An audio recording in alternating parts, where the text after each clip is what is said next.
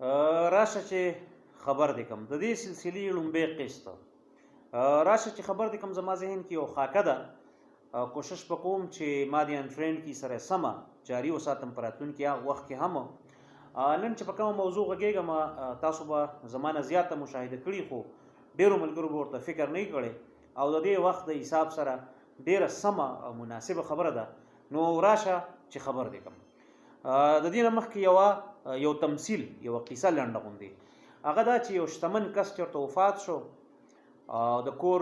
مخې ته یو دویم کس راغی او اعلان یې وکړو چې په دې کس باندې زما دومره لکه ډالره دي یعنی هیوج اماونټ یو ډېر لوی اماونټ یې ووایو چې زما ورباندې دومره دي او تر څو چې ماته هغه نه میلاو شوي نو د جنازه به زما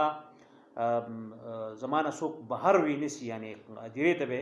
وینسي او خخ به نه کړي ځکه زما ورباندې پور دی قرض مې دی ورباندې پیسې مې دي ورباندې نو د هغې راکول ماله ضروري دي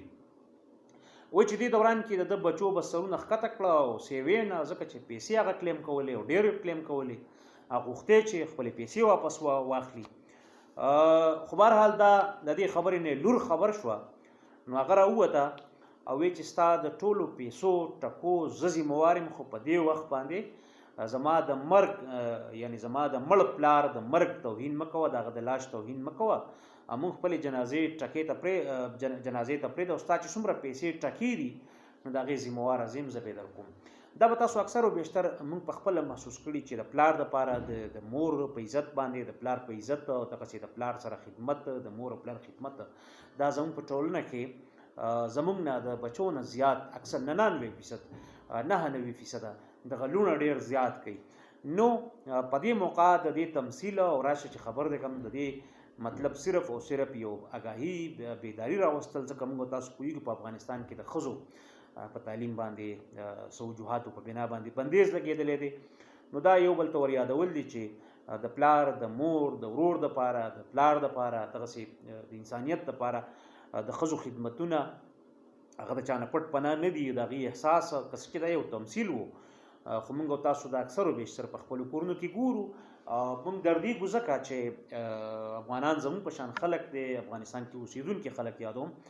هغه زموږ په شان دي زموږ په شان ژبه وایي زموږ په شان رنګ یې دی سکین سکلیټ نه بیخي زموږ په شان دی نو د نورو په مقابله کې بیا لږ زیات زوریږو احساس راسره کېږي او بالکل خپل عکس راته پکې ښکاري نو په دې وجه مې دغه تمثیل او دا لومبۍ قسم مې د ښځو د حقونو د ښځو